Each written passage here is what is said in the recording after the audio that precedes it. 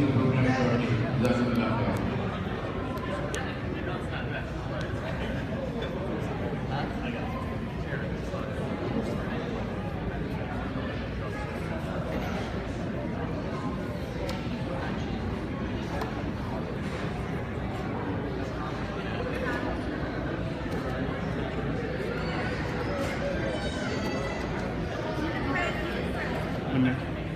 ये आपकी चेयर है क्या?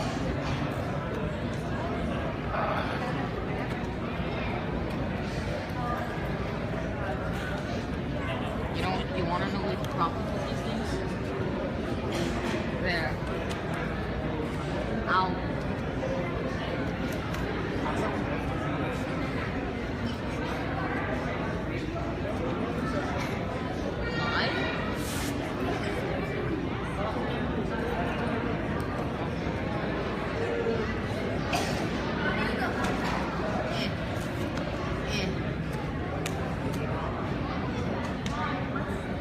I'm special.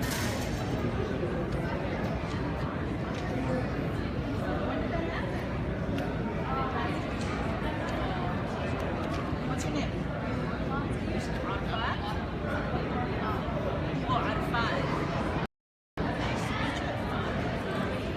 Yeah, I see somebody here. You came? I thought you were playing at home.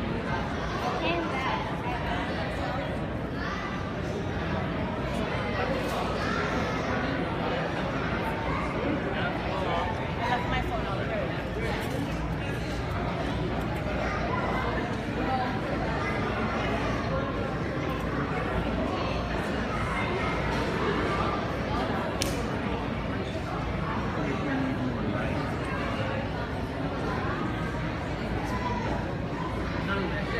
I didn't know that, otherwise I would have brought my camera. So maybe I will let the phone maybe Light. You want light? You want? It's dark? Okay, I think what we have to do is like that. Yeah, somewhere. Somehow I missed.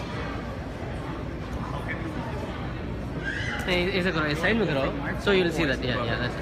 Yeah, so because when You should be stand over there. ये तो अभी अच्छा था.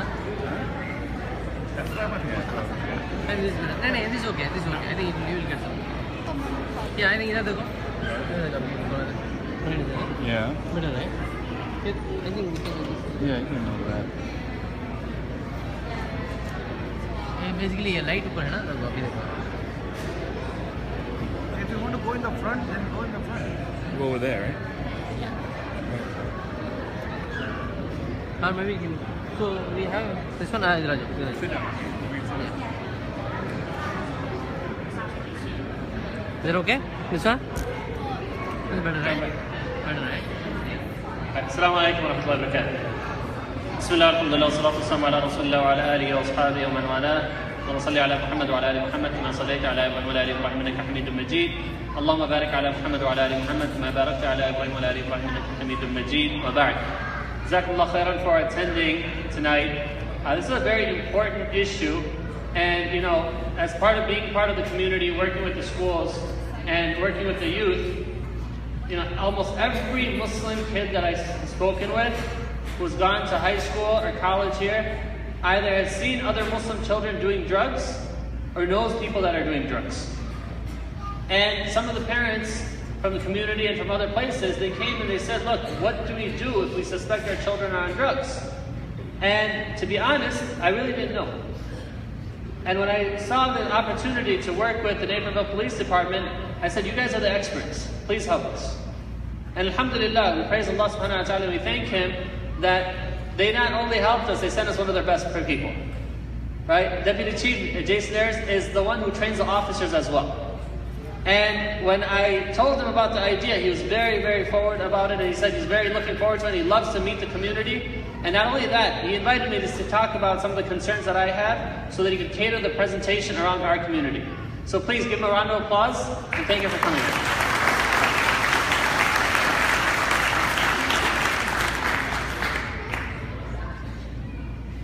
Test. All right. Good evening, everyone. Again, my name is Deputy Chief Jason Ayers. I work with the Naperville Police Department. A little bit about me. I've been a police officer for 16 years with the department. I started off, all of our police officers start off as patrol officers in the patrol division. But the reason I became a police officer was to get into drug work. I have a math degree. I was going to go into the business world, but my heart told me I had to do more, and I wanted to help people. And for me, helping people was to become a police officer and work with the community on making a safe community. So my passion, like I said, was drug work. So I worked in patrol for 3 years, and then I became an undercover drug officer in our drug unit. So what that means is for the next 7 years, I didn't wear a uniform, I didn't wear any of this stuff. I basically wore plain clothes, blended in, and I bought narcotics from people selling narcotics, poison to our children and adults in our community. Dangerous, no vest, gun in an inaccessible location, and dealing with some of the worst people you could deal with. But that's why we do what we do. We put ourselves at risk to make sure our community is safe. And that's been a passion of mine for my entire career. Currently, I'm in charge of our investigations division, of which the narcotics unit falls in. There's 80 personnel that report to me in investigations, so we're not, again, generally in uniform. We are plain clothes following up on the crimes that occur. We're the ones that I like to say catch the bad guys and keep everybody safe. So next, I want to say thank you tonight for welcoming me into your home here. It's a great honor to share a meal with you and to be here and talk to you about something that I'm passionate about. Something I want to talk about is, as Sheikh Rizwan said, drugs. We get started here. Youth and drugs. Youth are our most delicate commodity, right? Our children. Our children need us to protect them at all times. Everyone's aware of that. And this is a problem I can tell you right now that no community or group is immune to. No one. I don't say this to scare you or to be disrespectful, but in my time as an undercover, I did have undercover dealings with some individuals from the Muslim community selling me drugs. So I do that again, not to be disrespectful in any way, but just to let us know no group is beyond being exposed to a problem like this. Drugs have no socioeconomic boundaries, so the rich aren't safe from this. It's not just poor people that are involved in drugs. It's everyone. Anyone can be exposed to this problem. Again, covers all races, religions, socioeconomic statuses. Here's the first key though. I noticed that a lot of people in this community, because it's such a safe community, and we do our best to protect each other, and the police department does the best we can, we think it's never going to happen to me. And I'm going to show you some statistics later on involving heroin deaths and overdoses that are going to blow your mind. It can happen to us. And that's the biggest thing. We need to be aware. Because if we're not aware, that's when we open ourselves up. If we say it's never going to happen to me, guess what? That's when it's going to happen. So we have to be involved and understand that no one is immune to this problem. One of the things I'm going to do, in case some of you aren't familiar with the certain types of drugs out there, I'm going to talk about the main drugs that we see in Naperville. I have some pictures in there so you can see what the drugs look like, gain some familiarity with them. I'm going to talk about some of the signs and symptoms to look for if you think someone around you or someone in your family could possibly be under the influence of drugs. These will be some telltale signs. And then in the end, we'll talk about how do you prevent this from happening to you? What do you do if you know someone that needs help or is involved with drugs? We'll give you some strategies there. So the most prevalent drug in our community is cannabis. Marijuana is another name, weed. There's a lot of different names you'll hear it called. Very, very prevalent in our city, unfortunately. And again, and you'll see this for most of these drugs, very prominent in all age groups and all socioeconomic backgrounds. Now, cannabis has a very distinctive odor. It's a plant, so it has a plant-like smell, but it's very, very pungent, skunky, almost a skunky smell to the plant itself. And I'll kind of talk about that when I show you the picture. Impairments, it'll impair your body very similar to alcohol. You can get that intoxicated feeling. You can't hold your balance. Now, cannabis smokers will tell you that they're better high on cannabis than they are sober, but that's not true. They drive worse, they walk worse, they talk worse. It slows everything down in your body. Now, the key indicator to notice if someone has smoked cannabis. Number one, you're going to smell it on their clothes. Unless they're eating edibles, which are becoming more prominent, people are cooking the cannabis oil into different types of food like brownies and chocolates. But if they have smoked it, you're going to smell that smell on their clothes. And the other thing you're going to notice is their eyes are going to be very bloodshot, as if they've had no sleep at all. And you're going to see swollen eyelids. And I think that's a big distinction from someone that's just tired. Now, our eyes can look a little heavy when they're tired, but I'm talking like your eyes will be half shut and you'll be swollen up around this eyelid area. That's the biggest indicator to someone being high on a drug like cannabis. So how do people ingest? Hey, buddy. How do people ingest a drug like cannabis? Predominantly through pipes, what they call bongs, which are tall apparatuses that they can put water in and suck the cannabis smoke through. And what you'll see, a lot of people use rolling papers or cigars. They will actually cut the cigar open, take the tobacco out of the cigar, and then fill cannabis back into that cigar. So if you ever see cigar shavings in a car, like that's one of our biggest indicators. If we make a traffic stop and there's cigar shavings all over the floor of a car, people don't buy cigars to empty the tobacco out, right? They buy cigars to smoke them. So if there's tobacco all over the floor, that's a sign that someone's cut the cigar open, dumped the tobacco out, and then wanted to refill it with cannabis. So right there is what cannabis looks like. Again, green, plant-like substance. You'll see some will have a little bit of red in it. And I should point out, all the pictures you see tonight were from purchases that the Naperville Police Department has made within our city on the streets. And again, I should also say, I don't say this to scare anyone, but it should be real. You should understand this is here. Do we have this huge problem? No, but unfortunately this stuff is present in our town. We find this in our schools occasionally. So again, it's that awareness to understand. Always voted the safest city to live in America, right? One of the best places to raise a family, but we need to be aware that people are still going to try to get these things into our town, because guess what? A great city has what? Money. And it has money, people have money to spend for these types of things, so you're going to see people coming into our community to try to sell this poison to everybody here and our children. So what I'll do, what I like to do is go through the presentation, and then I'll ask if there's any questions about any drugs. So I'm going to move through the drugs. Any questions at the end, please raise your hand and let me know. I love getting your question and answer. So another drug that's very big in our community is cocaine. So here's some facts you should be alert for cocaine. So I always tell somebody, if you're looking for someone that's potentially under the influence of cocaine, picture someone that's drank like 2 to 3 Red Bulls or like 10 cups of coffee. They're going to be real jittery, walking around like this, talking real fast, real hyperactive, can't sit still, wanting to go do this, go do that. I have this great idea. Oh, I have this other great idea. I mean, they cannot keep a clean train of thought. They're all over the place.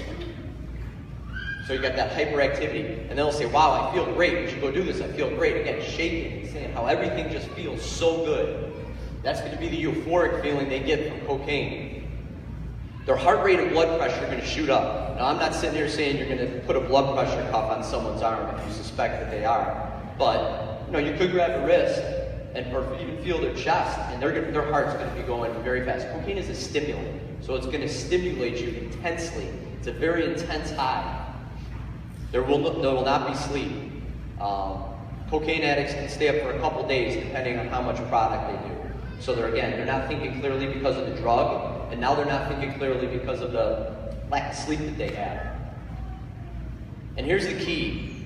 As you noticed, I pointed out with cannabis, look for the bloodshot, glassy eyes, right? The swollen eyelids. Dilated pupils with cocaine. The eyes are the window to the soul. Any drug that somebody takes is going to have an indicator in the eyes. So dilated pupils. So everybody knows our pupils dilate in the dark, right? That helps us see. So they'll get bigger. But our eyes can only dilate to a certain level. They stop. It's physiologically impossible for them to go wider than they would in a dark room. However, cocaine will take that eye, I think it's the next slide here. I want to get these in. I'll have a slide in a second that shows you how far the eye will dilate. You will see barely any color in that eye. So I have blue eyes. If you came up to me and I was on cocaine, you wouldn't see much blue. Maybe a little rim around the outside in both my eyes, but you wouldn't see that. And your body can't do that, even in the darkest room. It only dilates to a certain point. And especially if you're out, even in this lit room, if you came up and looked at my pupils, they're not going to be very dilated, even though it's a little darker in here. But if I'm using cocaine, they're going to be huge in a room like this. A well-lit room, if you see dilated pupils, that's a key that somebody's on cocaine or one of the other stimulant drugs like ecstasy, like we'll talk about in a little while. So cocaine addicts get very irritable too. Moodiness, that would be another sign for any one of these drugs. If you were wondering somebody was under the influence of drugs, it will alter their mood. It will make them angry. They start off very happy, but as they come down, they still have that hyperactivity, but they become very, very irritable. The common way that somebody will take cocaine is snorting it through their nose. So you'll look for the paraphernalia associated with that, anything you can snort something with. So straws are a very common way of ingesting cocaine into the body. I'll tell you right now, any cocaine search warrant I've ever done, you go in the house, you find straws cut down to this size all over the place. Hope it never happens, but if you start seeing straws like this anywhere around, that should be a clue that you need to be looking for something more, because guess what? I don't know any drink where you use a straw that's this big, right? Straws are bigger for a reason. So that's called we call that a clue in police work. See, we're not that smart, so we need easy clues like that to help us along the trail. It can be smoked though, and that's crack cocaine is the substance. Basically, you're burning the impurities out of the cocaine, and crack users, and it's called crack because it makes a crackling noise when they smoke it. So that would be the way to ingest cocaine by smoking, would be crack rocks.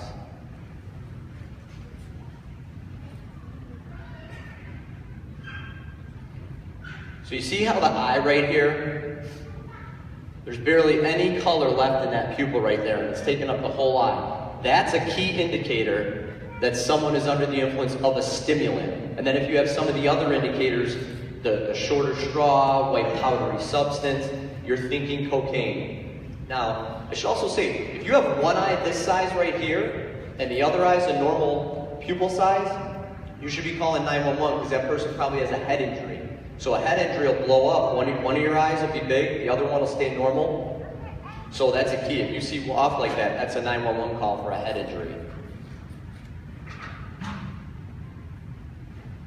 So this would be an ounce of cocaine. It's white powdery substance, generally bagged like this. And again, something like that has a street value of $600 to $800. And we bought that from a guy from Chicago. Here was another gentleman who came out from Chicago, kind of a common theme, carrying cocaine in a cigarette pack, and then he had all these little individual baggies. So what drug dealers will do is they'll take normal sandwich baggies, they'll cut the corners off, and they'll put the drugs in that cut off corner, seal that up, and that's what you have there. So where we go back real quick, this amount and this amount are the exact same. This guy bagged it up for me like that to say, hey, this will make it easier for you to sell it to your customers. Because that's how we would play it off, that we're a drug dealer too, sell me your stuff so I can go sell it. And then we do a couple deals with them, and then we take them to jail. Their new house for the next couple of years. So, this is crack cocaine. Again, here's a corner of this was a plastic shopping bag, and those are the crack rocks we talked about. So these would be ingested by smoking the cocaine. All right. Easily the scariest drug I've ever seen. Easily. I call this the family ruiner right here, heroin. It's just sad. I can tell you in my life, I buried way too many teenagers who have died from this drug right here. And it's like a vice grip. It's like nothing I've ever seen. We're going to talk about prescription pills, but I'll tell you that I call it the deadly path to heroin death. It starts with prescription pills. We'll have a young 16-year-old kid hurt his or her shoulder or their knee in sports and need surgery, right? Our kids are active. That's great. They have that surgery, and the first thing the doctor gives them, and this is understandable because they're in intense pain, but they'll give them a pain medication, right? It'll start with hydrocodone or Norco or OxyContin. The kid then gets hooked on that. Kid's prescription runs out, right? And I shouldn't say just kid, because adults aren't immune to this either. You should be aware of this for yourself. Prescription finishes.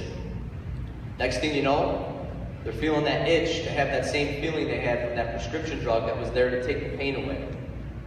Now they're looking for a way to buy the prescription pills from one of their friends, from somebody else in the family. Well, one pill of Norco, which is a Vicodin, on the street is $20. $20 a pill. I'm going to show you some heroin on here in a second. $10, 10 times the intensity of that Norco. They're all opiates, so you're going to get similar feelings. It's just a matter of the intensity of those opiates. When I say highly addictive, I can't think of many heroin addicts that have made a full recovery and kept recovered throughout the life cycle. It's sad. I mean, and people start stealing. It's like I said, it's like a death grip. So why do heroin addicts like it? Because it gives them a euphoric feeling, drowsiness. But then you see nausea on there. And every heroin addict I've ever arrested tells me the same thing. First time I tried it, I threw up and got violently sick. Once again, you know, isn't that a clue? Why go back? It made you throw up, right? Time to stop. Oh, no, I heard how good the high was. I needed to try it again just to see if that's right. And then they're hooked. And then they're hooked. And like I said, it's sad. So why is it more prevalent now? So I'm 41 this year. I never saw or heard of heroin when I was in high school. Why was that? It wasn't strong enough to snort. It was very weak, so people had to inject it to use it. Well, guess what? Drug dealers, thank you very much. The purity went up. So guess what people can do now? Snort it. So kids are afraid of needles, right? Nobody wants to stick a needle in their arm. I hate going to the doctor and getting shots. However, if you're going to make it easy and make it snortable now, that's what happens. Kids can snort it. The ones that are afraid of needles, snort it. And I'll tell you what, the ones that were afraid of needles before, they realize sticking that needle in their arm will get them high quicker than snorting it. So what do? They start to use a needle, and it just goes downhill from there. So what's the key? We talked about dilated pupils for cocaine, for stimulants, right? Constricted pupils are what opiates are going to do. Now, when we talk about prescription drugs, if I was to be prescribed Vicodin and I took just my normal dose, my one pill, it's really not going to affect my pupils. It's when you get that dosage up a lot higher, that's what's going to affect your pupils. Heroin will affect it right away because of the potency. It's also going to give you some pale, flushed skin, almost looking like you have the flu, especially when a heroin addict's coming off and starting to go into withdrawal. They start to feel sick, and they do. They look like they have the flu. Sweaty head, clammy skin, pale. They look sickly. So what should we be looking for if we're concerned, oh my gosh, somebody might have heroin that I know? So these little foils, the slang term for these are hits of heroin, each one. They'll call them a blow because because of the fact that they take them in through their nose. So these are called blows. And you see these open up, and that's where the powdery substance is in there. And then you have some heroin broken off a key right here. Again, stuff we bought in our town. So they're small, little foil packets, generally in a bigger plastic bag, or people will hide them in their cigarettes. We always search cigarette containers when we search cars, because generally, like you saw that cocaine from earlier was in a cigarette container, you'll see these in a cigarette container as well. You'll see them in gum packaging, Altoid packaging, anywhere where someone thinks they can hide them from parents, friends, or the authorities, that's where they're going to hide it. Just some more examples. Here's the other thing. There's not many legal reasons to use a bag like this. Button bags, and like a suit or a dress, if you lost a button, you'll see them in there. But most button bags don't have crazy designs on them, things like that. Drug dealers will use those crazy design bags, Batman bags, Superman bags. I think this one is the Yellow Sun, because that's what they'll call their heroin or their cocaine. So the next time somebody comes and asks for it, they want to say, hey, I want the Batman baggies. You start seeing these little baggies around anywhere, either you're friends with a button dealer or they're selling drugs. The chances are they're not a button dealer. So something just, again, awareness. Know what these things are. Know what to look for. Syringes, like I said, people get scared of syringes, but then they start using them. We had an officer reach under a seat of a car and almost get stuck by a dirty needle. So you have to be careful around needles. But spoons with crusty white residue on them. Because what a heroin addict will do, they'll put that heroin in that spoon, they light it up with a lighter, melt it down into a liquid, syringe goes in there like you see, draw the liquid out, and then inject it. That's the way you get the heroin into your system much faster. So syringes, spoons, things to look at. So here's the sad part, right? The overdoses and deaths of heroin. And most of these are young kids. So 3, 4, 2, 4, 8 last year. Thank goodness we're only at 2 this year, we're down. But I'll tell you what we also know, we carry Narcan on us now, which will reverse and stop an opiate overdose. I think the fire department uses it, we use it. Normally the fire department will get these. We've already used Narcan on 12 people this year. So we've saved 12 lives, police officers, not even including the times that the fire department has come in and helped us or got there at the same time as us where they'll use the intravenous Narcan. I'd be willing to bet we've saved 20 to 25 lives this year, reversed heroin overdose. Oh, thank you.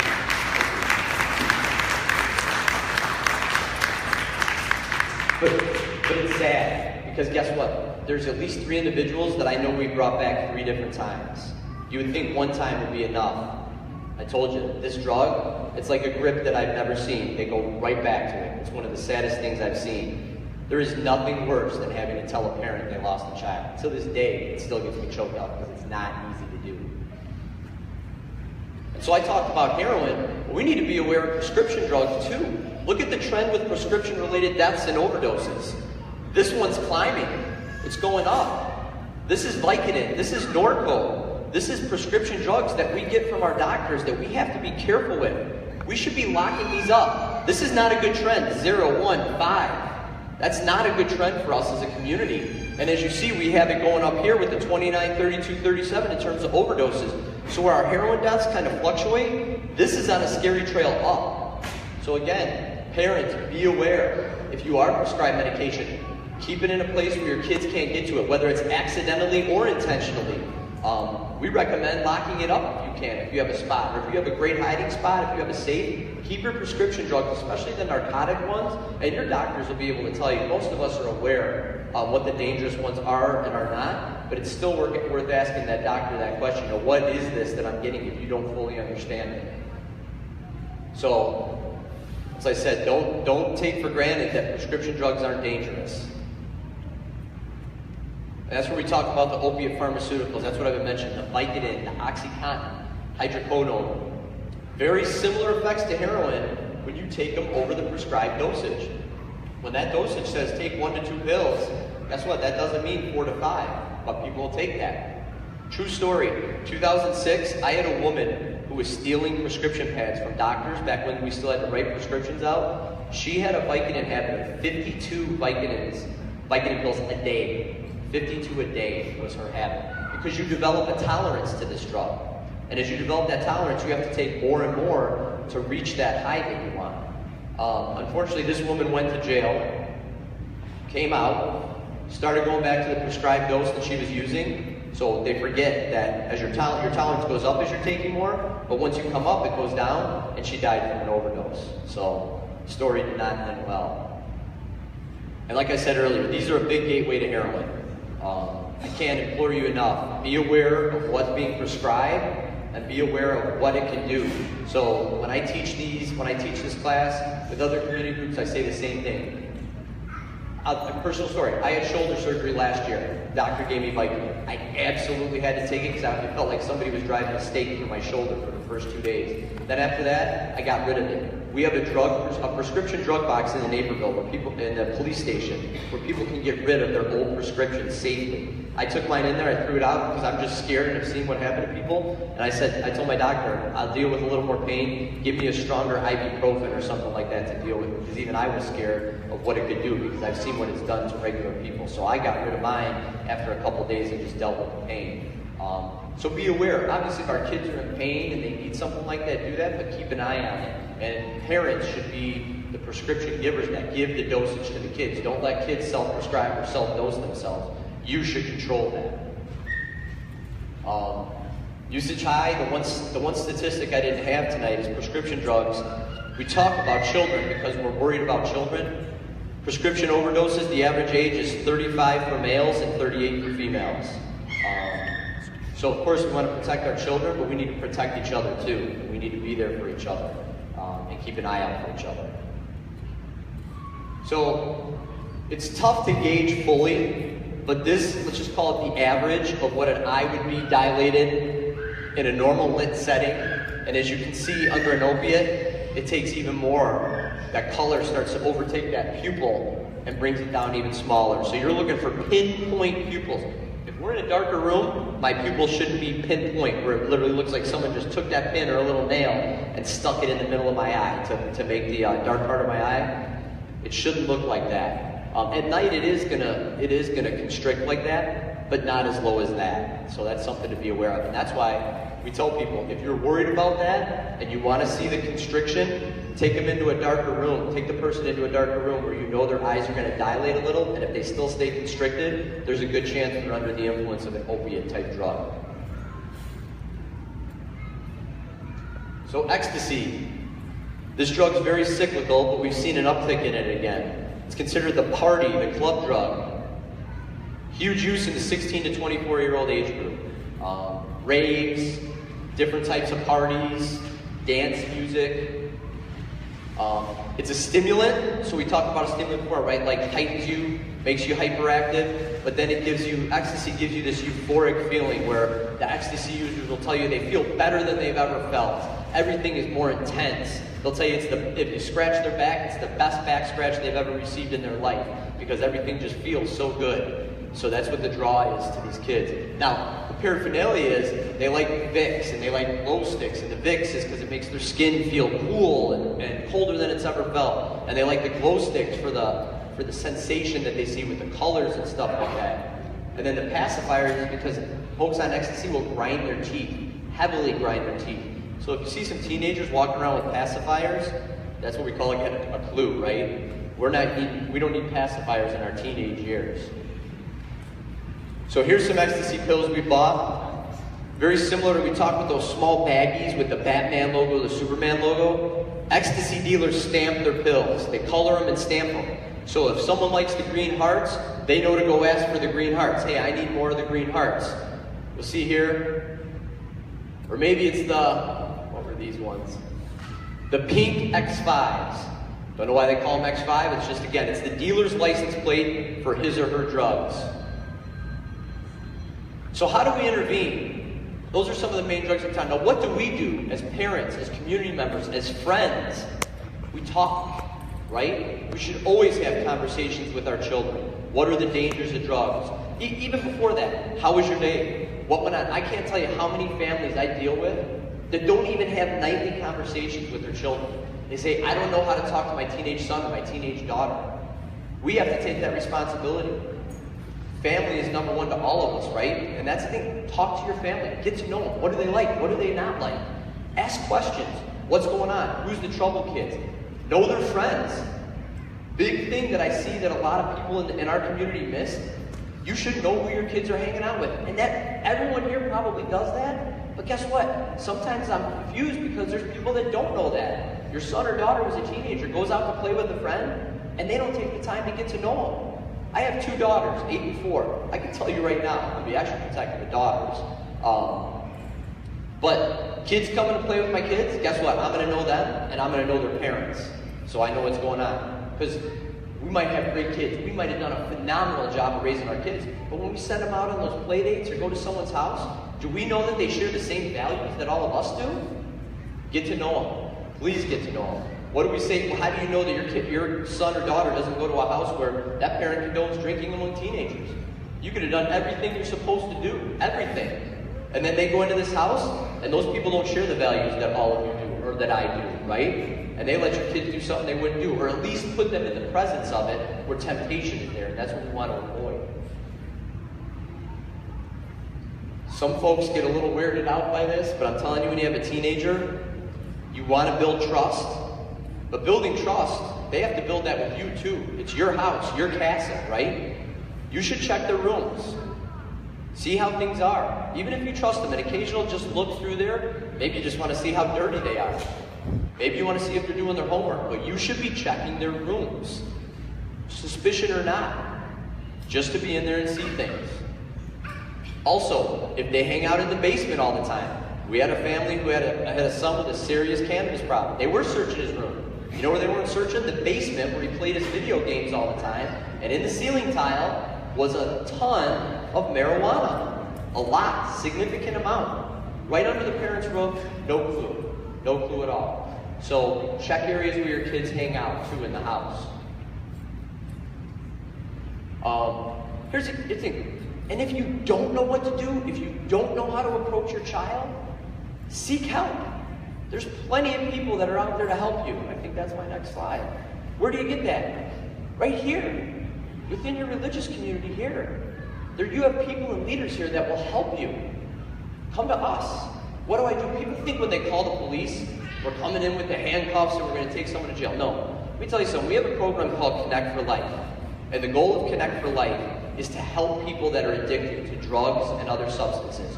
We're not going to arrest our way out of a problem like this, right? Some bad people need to go to jail occasionally. But you know what we do? We hook them up with resources. We get them to rehab. We get them sobriety coaches. Or parents may come in and just say, I think my son or daughter's into this. I don't know. Deputy Chief Arias, what do I do? Let's go to your house and check. Let's go search your room together. Well, if you find drugs there, are you going to take my child to jail? Absolutely not. No. That's not the goal. I'm not there to be the enforcer. If we're there to help your child, is taking them to jail really going to be the help they need? Absolutely not. We'll get you help from there. You bring me to your house, I find something with you, then I say your next step is, hey, I have a friend that works at this facility. Maybe it's someone you should talk to. Maybe it's someone here we get involved to help counsel the family through a tough time. We are here to help and partner with you. And schools are important too. Schools will work with you. The more I do this job, schools and police have similar vision. Protect our children, educate them, and help them live a safe and happy life. That's our goal when we're parents, right? Get our children to be successful, do better than we did. So that's where you can get help, and we want to help. And I know folks in this community want to help, and I know schools will help you through those problems too. That's it for my presentation. Thank you. Thank you. Very much. Questions? Or should I just start calling out to the audience and get that first question out of the way? Yes, sir.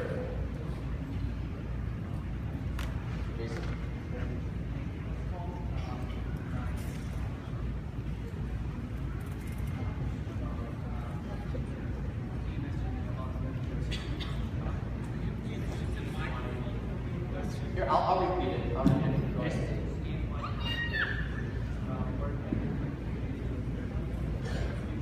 Is it, so his, I'll go back. Go ahead.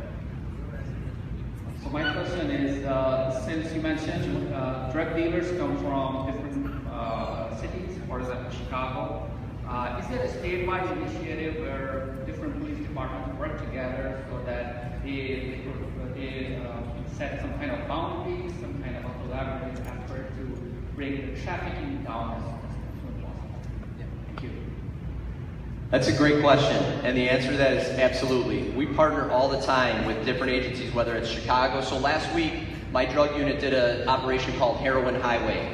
We partnered with a county drug unit, Chicago PD, and a bunch of other suburban departments in the western suburbs who are experiencing similar issues with heroin in their communities. And what we did is, we know, I can tell you right now, I could grab anybody in this audience right now, drive down 290, get off at Independence, take you to an alley, and we could buy heroin right now without a problem. And it's a neighborhood that if we weren't there to buy drugs or we got dropped off there, we'd be scared to death because it's a dangerous area. But guess what?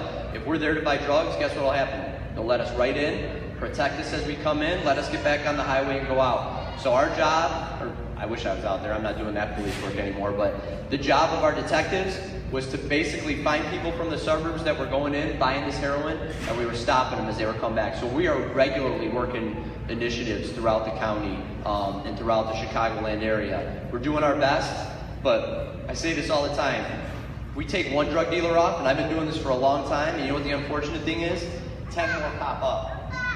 10 more pop up to take that business. But you know what we need, and I should have mentioned this, and I'm going to have to add this to my presentation. So how do we catch some of these drug dealers? Right here. Knowing your community and knowing your neighborhood. When you see, a lot of these drug deals will happen right in your shopping center. Will happen right in your neighborhood on a side street. No one knows their neighborhoods better than the people that live in it, right? You know when someone doesn't belong. You know when something doesn't look right. If you don't think it's a 911 call, call the non-emergency number. Hey, I see this car sitting there and I see somebody running up to this car and running away. Guess what? That's suspicious. There's not some magic pill they give us that makes us real smart to notice suspicious things as police officers. I'm just like every one of you. So what I tell people is, if it doesn't seem right, doesn't look right, it's probably not right. Give us that call. That's what our job is to serve you, to serve the community. That's not any sweat off our back. That's what we're supposed to do, is respond to those. And if it turns out to be nothing, that's okay. Because you know what? Somebody else maybe saw the police car come into your neighborhood, and if somebody else was thinking about going in there, now they're not going to do that anymore. So, good question. Anybody else? Yes, ma'am. Thank you so much, officer, for all the information you provided so far. One question I have, how do you approach an individual, either verbal or physical aggression, under the influence of either of these stimulants or opioids? So they're showing active aggression Yes. towards you? I would call it police. That's the best approach. Yeah. Try not to tackle them yourself. Obviously not me, I won't try that, but okay. Well, I would say in your household, if you can talk them down, that would be the way to start. And if you're not getting that compliance that you're looking for, and you're going to be physically harmed, and no one can prevent that, then we need to come protect you from that situation. And then try to, again, formulate that plan for help to get that person the help they need. Yeah, you're welcome. Right over here, buddy.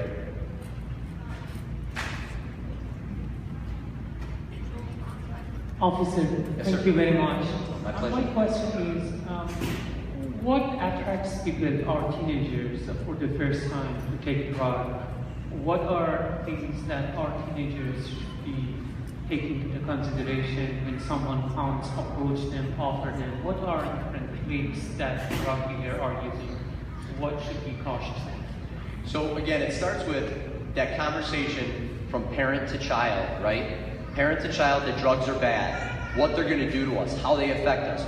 Drugs are it's gonna affect your brain, it's gonna affect your lungs, it's gonna affect your heart, it's gonna affect your well-being. We need to let our kids know the dangers of drugs, because if they are exposed to it in school, or they do have that friend that that friend that we didn't know they had, who tells them, wow, this is so great, it makes you feel so good, it's the best thing you've ever had. I'm like, well, my dad said it was. Oh, of course your dad's gonna tell you it's not good. Trust me, it's good. You need to let them know that there's gonna be people out there that are gonna try to talk them into these things, right? Into using these.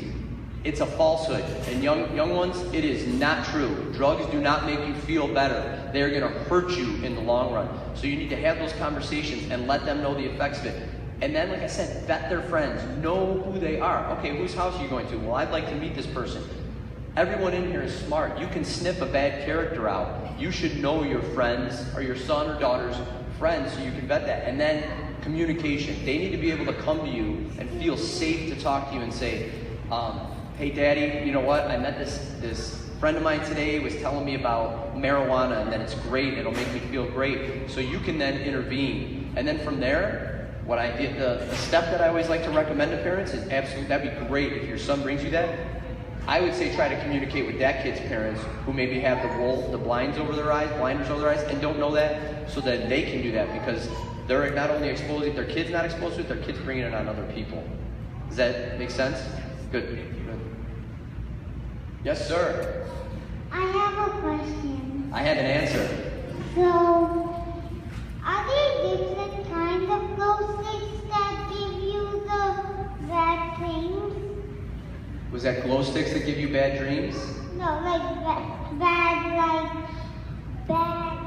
things. Bad things? Yeah. So, good question, buddy. So what it is the people that take the bad things want to see the glow sticks. So that's what it is. So they put a bad thing in there so their eyes are tricking them, and they want to see glow sticks. Does that make sense? Yes. Okay, thanks for the question. Thank you.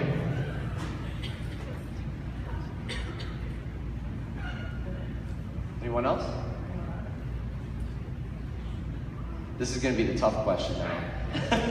It's an easy one. All right. So is the problem prevalent among teenage boys as well as girls, and what is the statistics, if any? Yeah, great question. Yes, there is no gender difference. We see just as many young ladies as young men who are exposed to drugs and go to these parties where there's these drugs prevalent. So again, don't think it's just your son or just your daughter. It's both. It's both, unfortunately.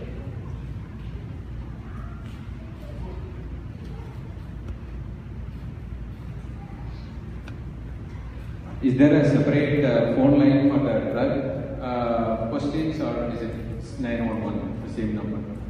If you're calling the drug, like, are you saying you just have information and you want to give it to the drug unit? Yeah, yeah, you can just call. I would call the non-emergency number and say, hey, I would like to talk to one of the drug detectives and provide some information of suspicious activity I saw in my neighborhood. So if it's not in the moment, then you could call and ask for the drug unit, and they'll forward you down to our drug unit supervisor so you can provide that info. Is there a separate number for that, or is it the same? Yeah, the easiest thing I would say is the non-emergency number. It's 630, and I can leave that for you, but it's 630 and it's 420-6147. 6147, that's the non-emergency number. That'll take you right to our dispatch center. They'll take that call. Hey, I have information to give on some drug activity I think is going on in my neighborhood. We get those calls all the time. Then our drug unit goes out and we blend in. We're in minivans, we're in pickup trucks, all kinds of different cars with no markings on them, so we can secrete ourselves into these neighborhoods and see if there's any validity to that and vet that problem. Thank you. You're welcome.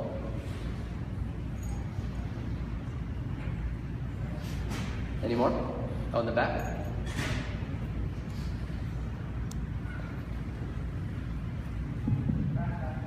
Here in the Naperville area, among the high schools, is the problem prevalent at any specific high schools more than others, or is it all pretty much the same?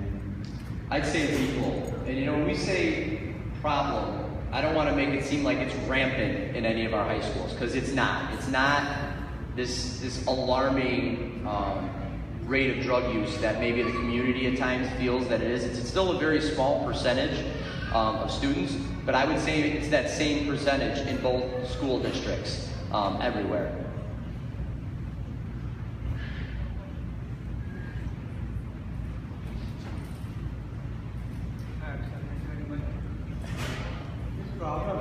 Drug problem, county work, it's all problems all over the nation, statewide, county-wide. In spite of crime very fast, police and post everything cannot control it. But the reason they are not controlling it, I came to know that 6,000 people every day die of drug problem. 6,000 people every day nationwide die of the drugs problem. So, in spite of trying all the effort, we are not controlling. We are not subsiding this problem. I think controlling this, we are not. People are still using it. They are scared of the law enforcement. They do it. So, we have to educate them. We have to educate them. Back home, I'm a pharmacist. Back home, I have a clinic, medical center, I have a market, jars and jars. We never use it. So, that kind of thing we have to take on our people. Second thing, they are not educated. Kids are not going home. They go to party, someone is using their smoke, come on, let's use it. So that's the motivation right there, society thing. So, in my opinion, we have to take all the school children, group by group, to the jails, make a round of them, just educate them what should be. This is an education person, not education. So education person, take them, and then they will realize that what is happening in the parents.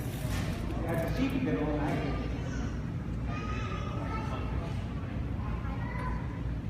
So if you didn't hear it, the theme was educate our children, teach them about drugs. I like the idea of showing them the jails and where you might end up. And I always like to say homeless too and have pictures of people that are homeless.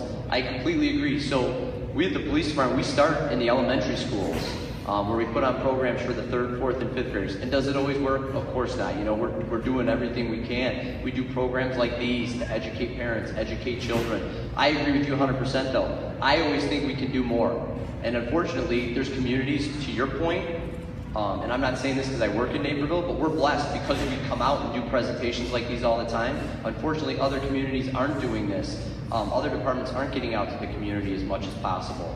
But we'll continue to do more, and we're always open to more ideas. We will give tours at any time. I mean, we bring small groups in all the time for police tours. Anytime somebody wants to come in and see the jail and see the police department, we encourage that, to let them see all sides of it. Does the Naperville Police Department still offer the DARE program? So the DARE program isn't in existence anymore.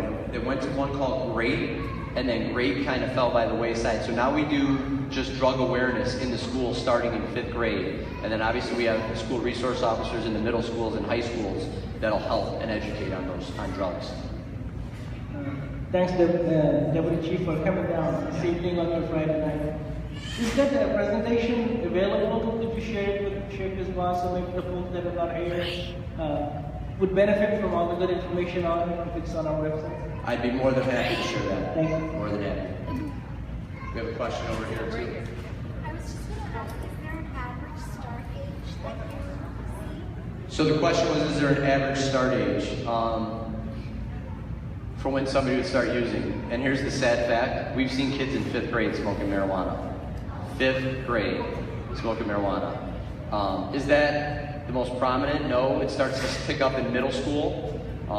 And then high school, obviously, it gets even faster. But we've seen it as young as 5th grade, which is why we know we need to get into schools as young as possible. So. Hello, officer. Hello. My question was, so obviously we live in like a great neighborhood. It's a great. So obviously we live in like a great city. Naples really safe. It's like a great place. As I said, to raise a family. It's just like it's a safe place all around. But like. There are people coming from like different cities to sell drugs. So like for a kid like me, if like I do see suspicious activity like in my neighborhood around my school and it like starts escalating, like what is a proper way to approach something like that? So number one, great question. Number two, never approach it, right? That's what you have professionals hired to do that. I would say if you see something, say something. And when that say something is, there's nothing that says if you see something dangerous happening in your neighborhood that you can't call 911. And then you'll have the cavalry coming to get you back, all right? We're here for you. Thanks. You're welcome. Anyone else?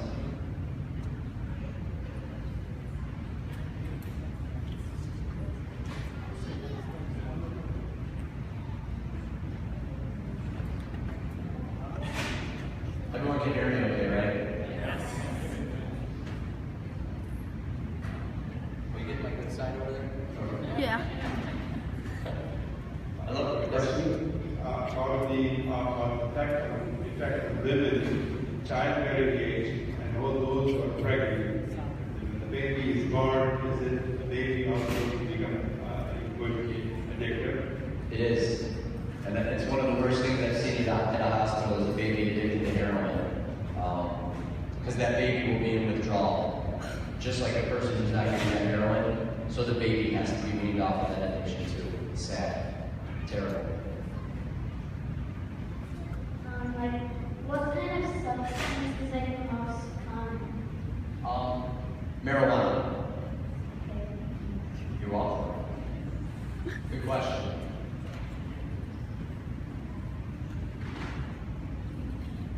Here's the assistant superintendent. He's going to hit me on the hard one here. No, great presentation. Thank you. You know, one of my friends long time ago, he told me that whenever you see a little window open, you have to work on it. So, you know, if you see your son like smoking vapor or cigarettes or hookah is very common in our community, a lot of our neighborhood hookah.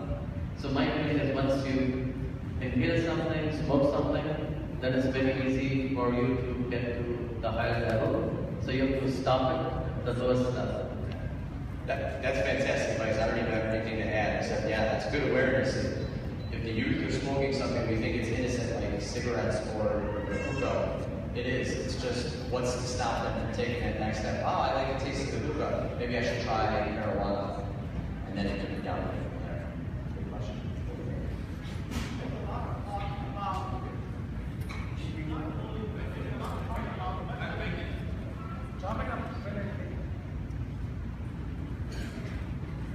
We hear a lot of talk about legalizing that happened, and some companies say that we should have legalized and things like that. What's your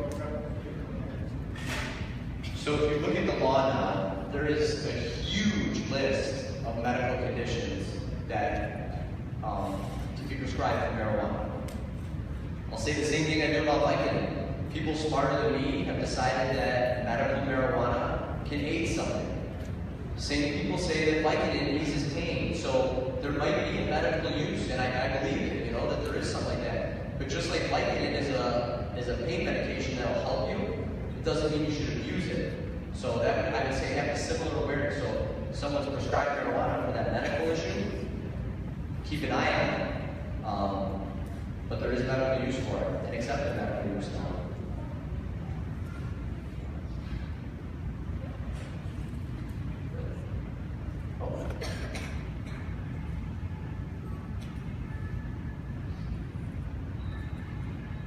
Hi. So I wanted to ask, what drug is mixed with different drugs?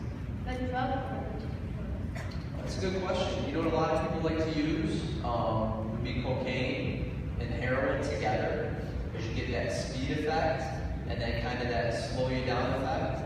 We haven't seen it as much, but those would be the main two. Some people will sprinkle a drug like cocaine on marijuana to get the effect of that, both drugs together. But again, not as much as we used to see.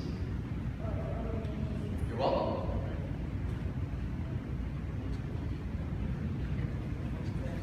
what if you're at your house and it turns out that there are holes on these taking drugs? So I'm going to ask you. You ready? What's your name, buddy? What are you going to do if you're at that house and you see a bunch of people taking drugs? Call 911. That's definitely an option. How about run out of there too? Maybe tell mom or dad? Yeah.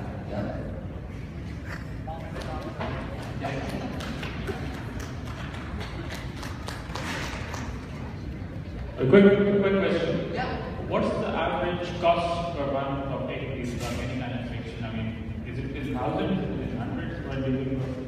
To purchase these drugs? Yeah. I took a slide out. I know I should have left it in there. So to buy personal use marijuana would be $20 for a gram. A gram of cocaine is going to be between $50 and $75. Heroin you don't need as much of when you start. So it would be 0.1 gram. 0.1 grams. So remember when I talked about prescription drugs? $20 for one pill of Vicodin. One hit or blow of heroin. It's only a tenth of a gram, but the intensity is a lot more than one pill of Vicodin. That's only $10. So that's where that tie is. Kids can go get on that highway like we talked about, get off at 290 in Independence, and get something 10 to 50 times stronger than that prescription pill they were hooked on for $10. Sad. You're welcome.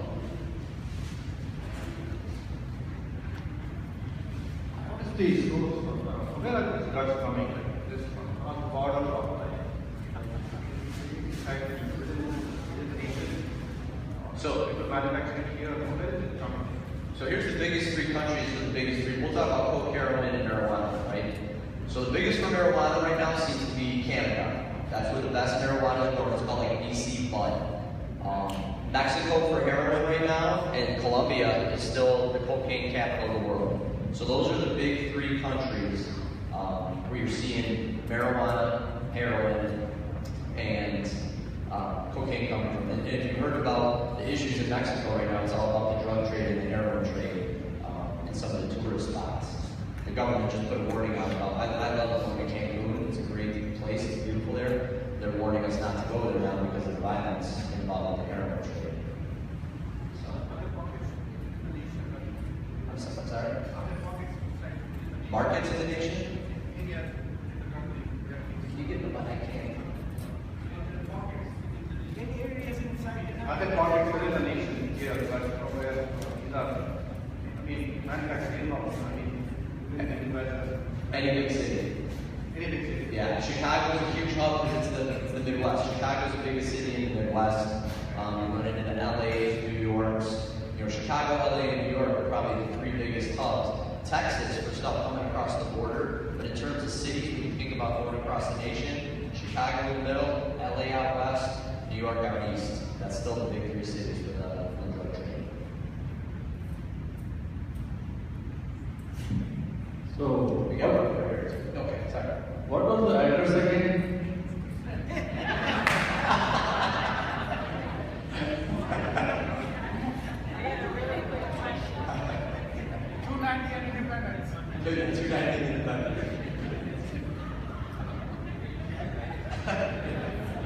That's some sick humor back there.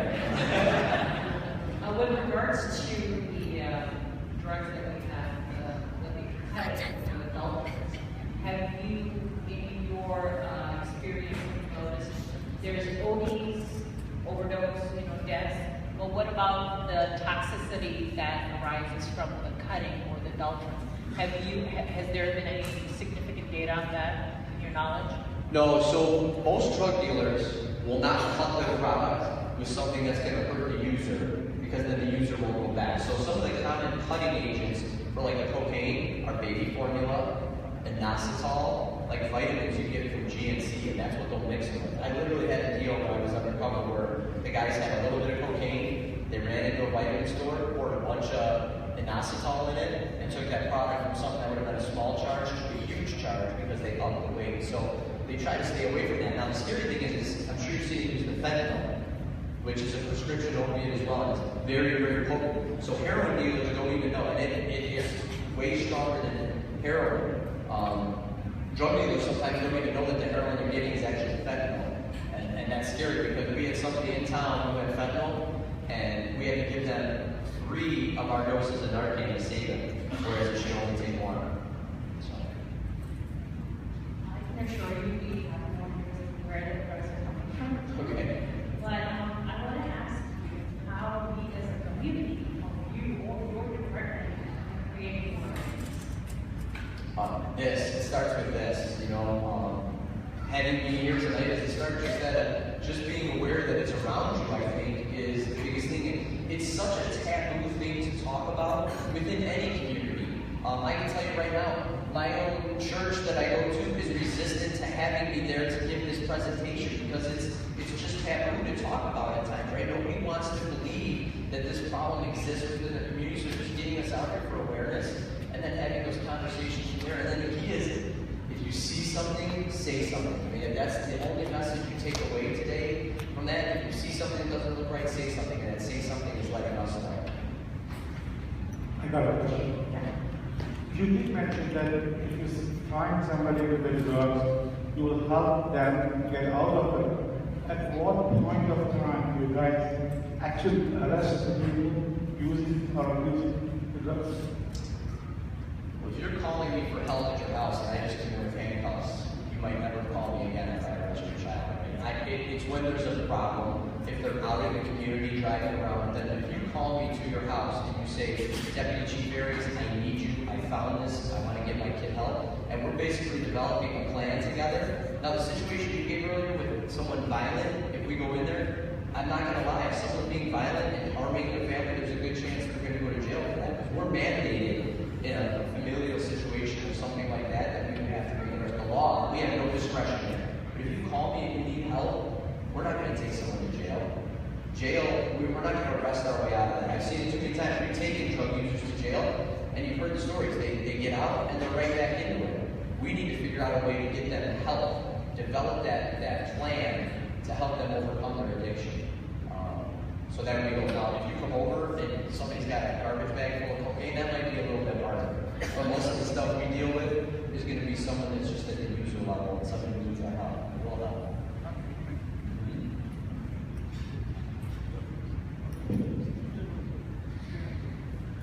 Can you find any drugs in Asia, like really bad drugs, or is it only in the southwest part? No, great question. It's everywhere. Hi, Chief. So my question pertains to the role of technology in the distribution and just sort of controlling it, because it's so much, it's a family member, right? Everybody's on it, kids are on it. Parents don't want to be parents because they're hooked on Facebook and all sorts of other social media. I'm sitting right here. So what can we do to, or what is the law enforcement doing to somehow curb, is there first of all distribution of drugs using technology? Are people sort of trying to meet using technology and sort of buy drugs over social media? What is law enforcement doing? And then what can parents do to ensure that there is no misuse of technology at home? And of course, being a parent, you can try to do what you can do, but you have children who may be young teens who hear in the news and they know their rights, which is you can't take it from me and you can't touch me and all sorts of things. So I just wanted to see what your thoughts are on that. So let's start with those rights. They're under 18, they live in your house, they're your kid, you can take whatever you want from them. I thank you for bringing that up. I have to add a slide to this presentation because I missed a huge piece of the technology, so thank you. Excuse me.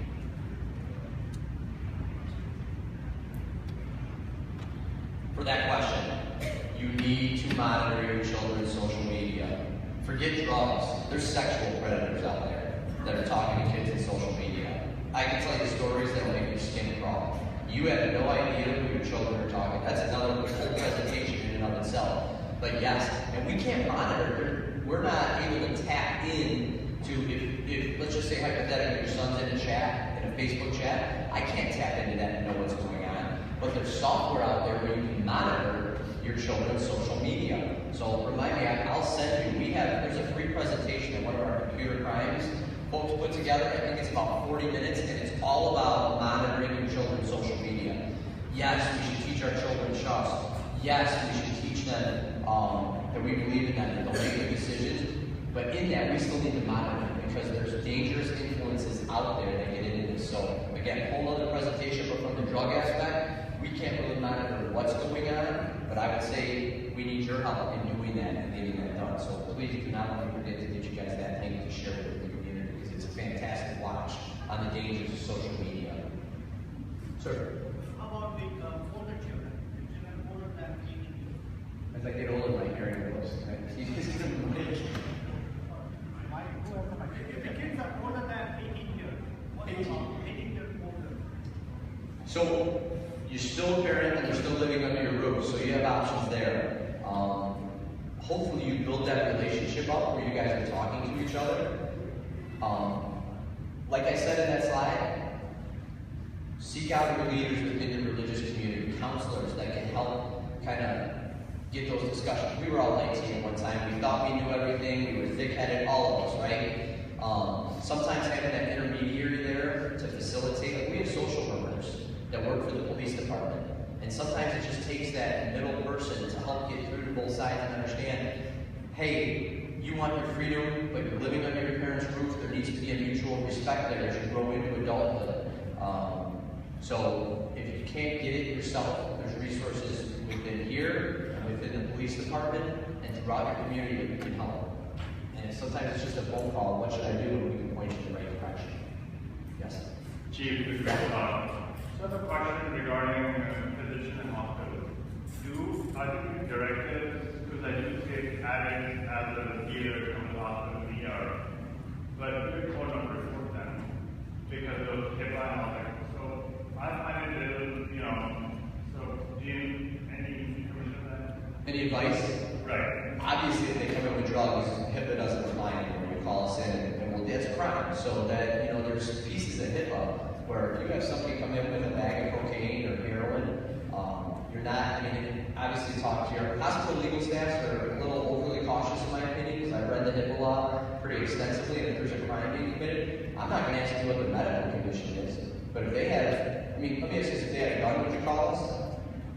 Yeah. Well, drugs are illegal too. So to me, hospitals are missing a little bit on that one. Those conversations I think are being overly clear. I'm not going to come say what's he or she here for. If they've committed a crime within your hospital, we should be there to intervene. I don't have to take them out in cuffs. I'll take the contraband and I can get a warrant at a later time. The other thing we're looking for from hospitals, and we're trying to do work in our own community on this, with the Connect for Life program, we're trying to take that burden of recidivism off hospitals. You heard me talk about addicts that we brought back multiple times with Narcan. Well, that's a drain on resources. Hey, we want to do it. We all do. You're a doctor, I'm a police officer, we're going to save lives, right? Protect lives. But that's still taxing on our hospital system, taxing on our police department, where maybe I could have officers out catching criminals. We're saving lives. Again, saving a life is fantastic, but if we can get that information out there to partner together, that Connect for Life program, maybe you don't call us for something, maybe drop a flyer in there. Hey, this is the third time you come in and I've been to meet with Suboxone. You know what? Why don't you give these folks a call? You're not going to get arrested for walking into the police department for help, and then it kind of helps us both. It's that mutual partnership to beat addiction. Got one for me, bud? Yeah, I read in countries that some drugs might be illegal. Do you have any idea why would that be? Some countries, I'm trying to think what drugs would be legal in other countries that are here, outside of maybe marijuana. I can't think of many that would allow the heroines or the cocaines. I don't think they're legal anywhere in the world. Some people know that drugs are bad for them, right? Yes, sir. Wait, do you know now that drugs are bad for you? Yeah. Good answer. So why did they try it in the first place? You know why? Because there's bad people, unfortunately, in this world. There's lots of good people, right? But the bad people try to tell them that drugs are good for them. And you heard it from me today, you heard it from your parents, drugs are never good for you. All right? So don't let the bad people trick you into thinking they're good, because they're not. Are there any last questions on the sister side? I just have one more question. Okay.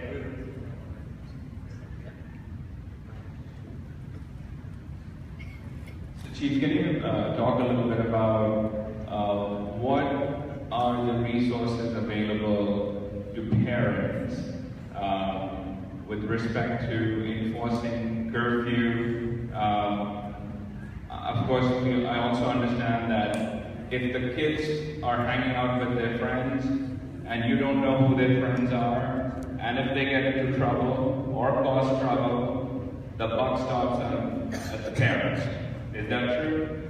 If the kids are not adults, right, if they're not 18, the parents have the responsibility to make sure about the whereabouts of the children. Is that a true statement?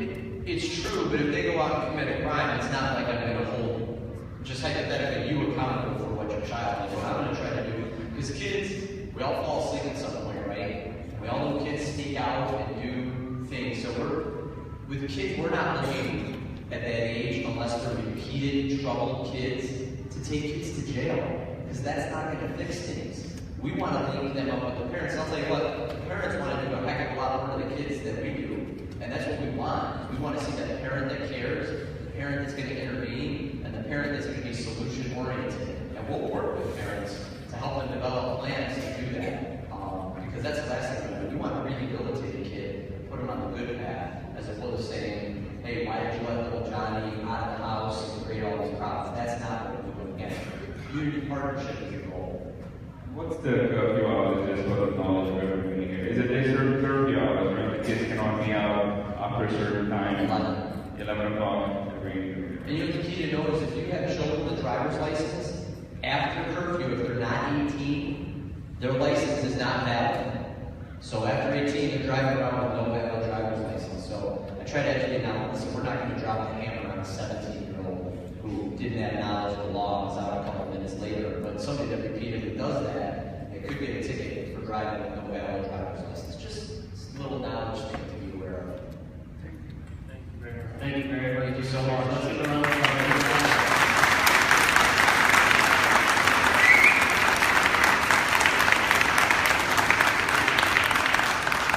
Just like a couple things I was said, remember the importance of communication. Right, talking to your children. Statistics show that parents who actually speak to their children, right, their kids are less likely to do drugs. Also, the importance of being aware of where your children are. In our own center, we've had children tell their parents they're at the masjid, so and tell them we think they're at home, parents think they're here, and no one knows where the kids are.